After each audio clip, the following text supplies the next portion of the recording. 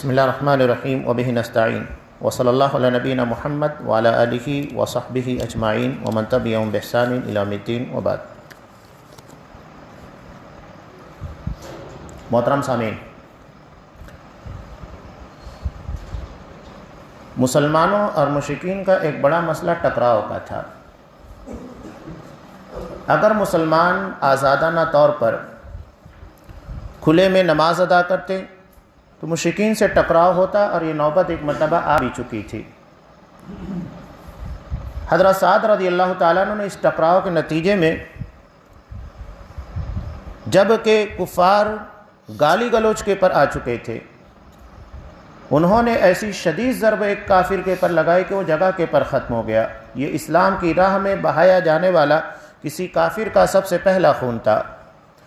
چنانچہ آپ صلی اللہ علیہ وسلم نے صفا کی جانب، جو کہ مشرکین کی آبادی سے دوری کے پر تھا، دار ارقم، وہاں پر اپنا دعوتی مرکز بنا لیا تاکہ مسلمان وہاں پر مشرکین سے ٹکرائے بغیر اچھے طریقے سے عبادت کر سکیں، اور خفیہ طور پر مسلمانوں کو دعوت و تبلیغ اور جو بھی نئے لوگ جڑ رہے ہیں ان لوگوں کو وہاں پر اٹیچ کیا جا سکے۔ بہرحال جب یہ معاملہ یہاں تک پہنچا، مشرکین کی ریشہ دوانیاں جاری تھیں، تب آپ صلی اللہ علیہ وسلم نے مسلمانوں کو ہجرت حبشہ کا حکم دیا۔ حبشہ کی ہجرت سے پہلے آپ صلی اللہ علیہ وسلم کے پر سورہ کہف نازل ہوئی۔ سورہ کہف میں کئی اشارات تھے۔ پہلا سب سے پیغام یہ تھا کہ اپنے دین، اپنے عقیدے کے تحفظ کے لیے اپنی بستی اور اپنے وطن کو چھوڑ کر جایا جا سکتا ہے۔ جیسا کہ 7 افراد کے پر مشتمل نوجوانوں کی جماعت تھی جو وقت کے مشرکین اور حکومت سے بچتے ہوئے اپنے آپ کو غار کی پناہ میں لے کر گئی۔ آگے پیغام دیا گیا حضرت موسیٰ علیہ السلام اور حضرت خضر کے واقعے کے ذریعے کہ بہت ساری چیزیں جو کائنات میں رونما ہو رہی ہیں، جو بظاہر لگ رہا ہے کہ خلاف ہے، لیکن حقیقت میں وہ کچھ اور ہوتی ہے اور اس کا نتیجہ ہمارے حق میں نکلتا ہے۔ اور تیسرے واقعے کے ذریعے حضرت ذوالقرنین کے اللہ نے یہ اشارہ دیا کہ زمین کا حقیقی مالک صرف اللہ تبارک و تعالیٰ ہے، اور وہ جسے چاہے اس کا مالک بنا دے، اور وقتی طور پر آزمائش کے طور پر اللہ تبارک و تعالیٰ اپنے مومن بندوں کو ان کے ایمان کی آزمائش کے لیے اس طرح کے حالات لے کر آتا ہے کہ اس کے مقابل میں کفر کو، شرک کو طاقت دیتا ہے تاکہ اپنے بندوں کو آزما سکے۔ یہ پہلا قافلہ جو تھا 12 افراد کے پر مشتمل، جس میں 12 مرد تھے اور 4 عورتیں۔ نبی کریم صلی اللہ علیہ وسلم کے داماد حضرت عثمان غنی رضی اللہ تعالیٰ عنہ، آپ صلی اللہ علیہ وسلم کی صاحبزادی حضرت رقیہ، آپ صلی اللہ علیہ وسلم نے ان کو وداع کیا، رخصت کیا، اور کہا کہ حضرت ابراہیم اور حضرت لوط علیہم السلام کے بعد یہ پہلا خانوادہ ہے جو اللہ کی راہ میں ہجرت کے لیے نکلا ہے۔ وہاں جانے کے بعد یہ سکون کی سانس لیے اور امن اور چین کے ساتھ رہ رہے تھے۔ اب یہاں مکہ میں ایک واقعہ پیش آیا کہ ایک مرتبہ آپ صلی اللہ علیہ وسلم بھری مجلس کے اندر سورہ نجم کی تلاوت کی۔ اس سے پہلے مشرکین کا کبھی سابقہ نہیں پڑا تھا اعلانیہ قرآن مجید کے سننے کا۔ اب ہوا یوں کہ جب آپ صلی اللہ علیہ وسلم نے سورہ نجم کو پڑھا، اخیر میں سجدے کی آیت آئی، فَاسْجُدُوا لِلَّهِ وَاعْبُدُوا، اللہ کے لیے سجدہ کرو، اس کی عبادت کرو، تو آپ صلی اللہ علیہ وسلم کے ساتھ جتنے مشرکین وہاں موجود تھے سب سجدہ ریز ہو گئے۔ پہلی مرتبہ قرآن کو سنا تھا اعلانیہ طور پر۔ اب ہوا یوں کہ ٹھیک ہے، بعد میں ان لوگوں نے اس کی بہت الگ الگ قسم کی تعویلات پیش کی۔ جب لوگوں نے کہا کہ تم نے کیسے محمد صلی اللہ علیہ وسلم کے کلام کو سننے کے بعد، قرآن کو سننے کے بعد سجدہ کر دیا، قرآن کو سنا کیسے، اللہ کے لیے سجدہ کیسے کیا، تو انہوں نے اپنی خفگی کو مٹانے کے لیے جھوٹ بات گڑی کہ دراصل آپ صلی اللہ علیہ وسلم نے ہمارے معبودوں کی تعریف کی تھی، جبکہ یہ کھلا ہوا جھوٹ تھا کہ تِلْكَ الرَّقَائِقُ الْأُولَىٰ وَإِنَّ شَفَاعَتُهُنَّ لَتُرْتَجَىٰ، کہ یہ بلند پایا دیویاں ہیں اور ان کی شفاعت کی امید کی جاتی ہے، جبکہ سورہ نجم کے اندر اس طرح کی کوئی آیت نہیں، اور نہ آپ صلی اللہ علیہ وسلم سے چیز سرزد ہو سکتی تھی۔ اپنی خفت کو مٹانے کے لیے اس طرح نبی کریم صلی اللہ علیہ وسلم کے تعلق سے جھوٹ کر دیا گیا۔ اب یہ خبر حبشہ کے مسلمانوں تک غلط انداز سے پہنچی. وہ یہ پہنچی کہ مکہ کے مشرکین مسلمان ہو چکے ہیں، اور جب انہوں نے دیکھا کہ مشرکین مسلمان ہو چکے ہیں تو ہمیں یہاں پر رہنے کی کیا ضرورت، ہم بھی مکہ چلتے ہیں.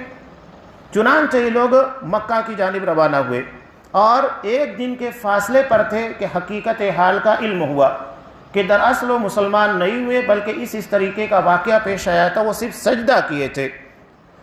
تو بہت سارے لوگ وہاں سے ریٹرن ہو گئے، اور کچھ لوگ دیگر لوگوں کی پناہ میں مکہ کے اندر واپس آئے. جب یہ دوبارہ واپس آئے تو ان لوگوں کے لیے حالات پہلے کے مقابلے میں بہت سخت کیے گئے، بہت سزائیں دی جانے لگی، اذیتیں بہت دی جانے لگی. تب آپ صلی اللہ علیہ وسلم نے دوبارہ ان لوگوں کو ہجرت کرنے کا حکم دیا حبشہ کی جانب. لیکن اس مرتبہ حالات پہلے کے مقابلے میں سخت تھے.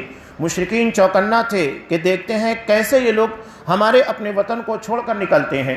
لیکن مسلمان ان سے زیادہ مستعد ثابت ہوئے، اور 82 مرد اور 18 عورتیں، یعنی اس طرح قریب 100 لوگ تھے جو ہجرت حبشہ کر کر وہاں پر چلے گئے.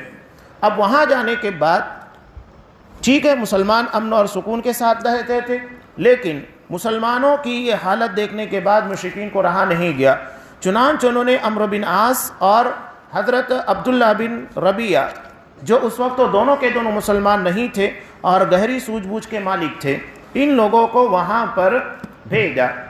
یہ وہاں جانے کے بعد سب سے پہلے وہاں کے درباری علماء، بطریق جن کو کہا جاتا ہے، ان لوگوں کو تحفہ تحائف دینے کے بعد اپنے فیور میں کر لیا کہ جب ہم اپنی بات پیش کریں گے تم ہماری تائید کرنا تاکہ بادشاہ ہماری بات مان جائے.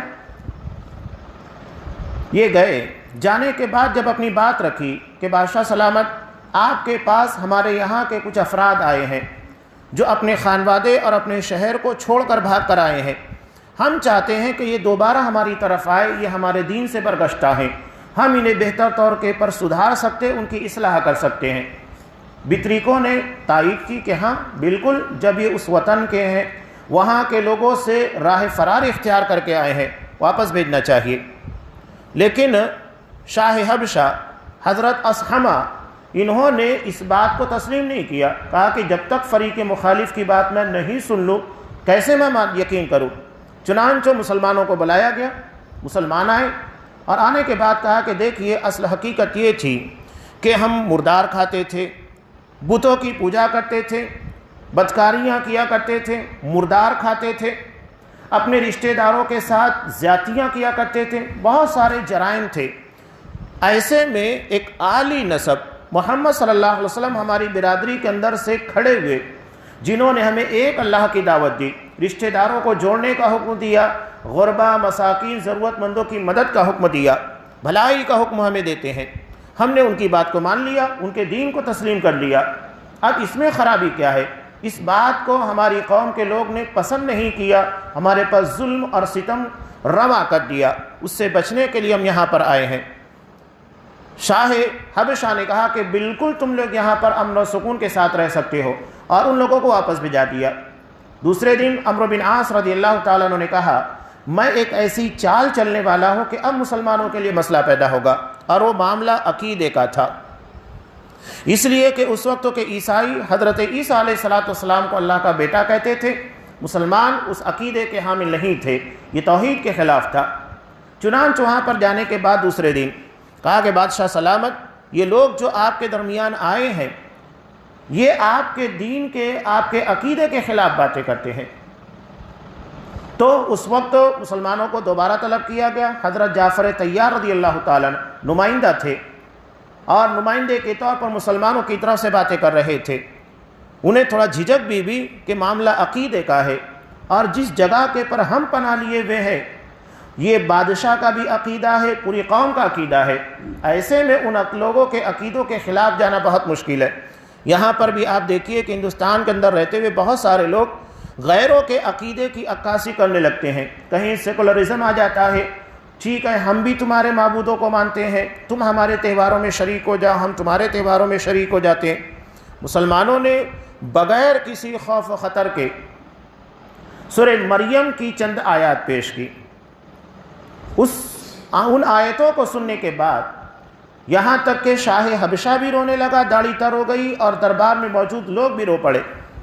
اور اس کے بعد وہ کہتا ہے کہ یہ کلام جو پیش کیا گیا ہے، جس میں حضرت عیسیٰ علیہ السلام کی معجزانہ ولادت کا تذکرہ تھا، کہا کہ اس کے ایک ٹنکے کے سے بھی زیادہ اس کلام کے اندر حضرت عیسیٰ علیہ السلام کے بارے میں نہیں کہا گیا ہے۔ یہ وہی حقیقت ہے جو اس کے اندر پیش کی گئی ہے۔ اور اس کے بعد مسلمان وہاں امن اور سکون کے ساتھ رہنے لگے۔ یہ مسلمانوں کے خلاف مشرکین کی ریشہ دوانیاں تھی، ظلم اور ستم تھے۔ اس کے آگے ابو طالب کے پاس پہنچ کر مشرکین نے کیا کوششیں کی آپ صلی اللہ علیہ وسلم کی دعوت کو روکنے کے لیے، اسے تفصیل کے ساتھ پیش کیا جائے گا۔ یہاں ہمارے لیے سب سے بڑا اور اہم سبق ہے کہ حالات کتنے بھی دگرگوں اور کتنے بھی مشکل ہوں، کبھی عقیدے اور دین کے معاملے میں سودے بازی نہیں ہونا چاہیے، اس لیے کہ یہی ہماری شناخت اور اللہ سے جڑنے کا ذریعہ ہے۔ ہم اللہ کی طرف دیکھیں، بندوں کی طرف نہیں۔ یقیناً اللہ مدد کرتا ہے، راہیں کھولتا ہے، اور اس کے بعد اللہ کی طرف سے نصرت اور تائید بھی نازل ہوتی ہے۔ اللہ ہمیں اس بات اور اس حقیقت کو سمجھنے کی توفیق دے۔ آمین۔ وآخر دعوانا الحمدللہ رب العالمین۔